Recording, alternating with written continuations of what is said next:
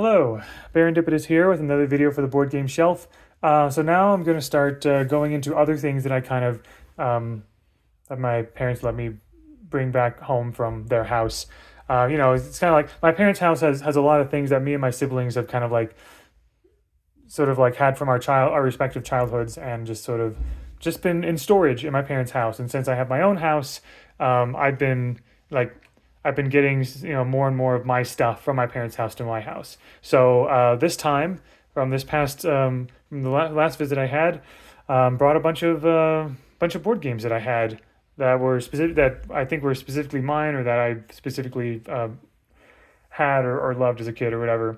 This is one of them, Bosworth. I went through a bit of a chess phase. I went to a local like chess club in my school. This was like elementary school or something, and this was one of several like chess variants that I got.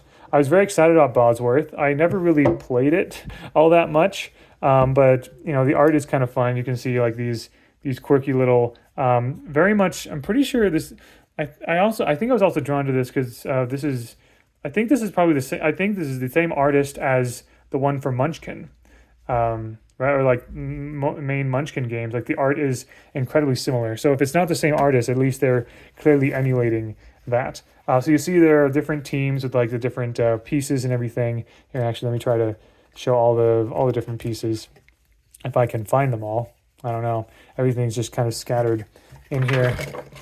I have not opened this box in years, so I apologize if this video is not as instructive necessarily.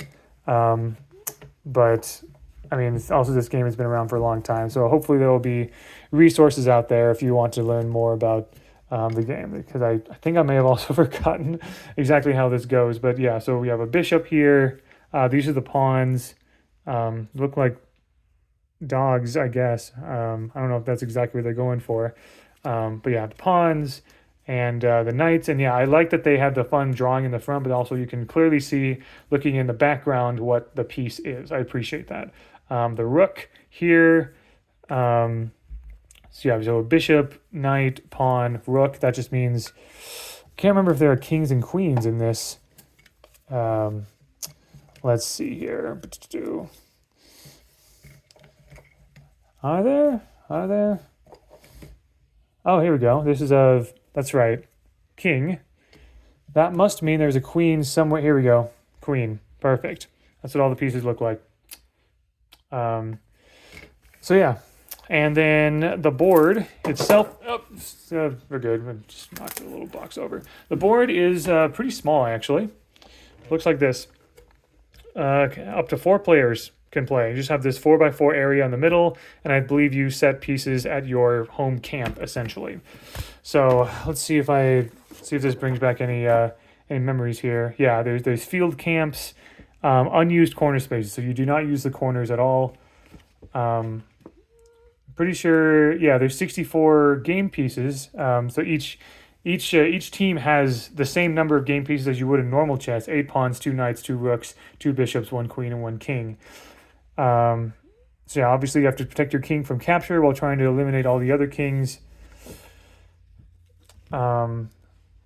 Pretty sure. Okay, yeah, I think the main difference is that you can send out your pieces a few at a time, essentially. So on your turn, you can move one of your pieces on the board. The way that you would normally move a piece. You can see how you move pieces here. Very, very similar to, pretty much identical to normal chess here. Yeah, movement guide and rules and whatever. If you temporarily have no pieces on the board, or if all your pieces are blocked, you're unable to move, skip to the reinforcement phase. So you can move and or capture with one of your pieces. Then you can reinforce. So you fill all of your unoccupied spaces in your field camp with pieces from your hand. So you have a hand of pieces and whatever. Yeah, you do this after you move, and then recruit. Draw pieces from your draw pile to bring your hand up to 4. Okay, so you're going to have a hand of 4 pieces, 4 of these like chips in your hand, and that's what you can recruit from, basically.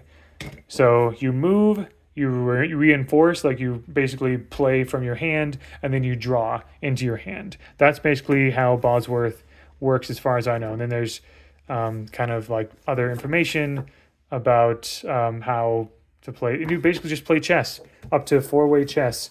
But instead of having all the pieces available, they're all just kind of they're you're basically drawing them like a deck of cards kind of a thing. So I thought that was kind of neat, and I also, of course, as a kid, was very drawn to the art style. And I'm like, oh, this is a fun, like, easy way to play chess, and like there's different strategies and stuff like that.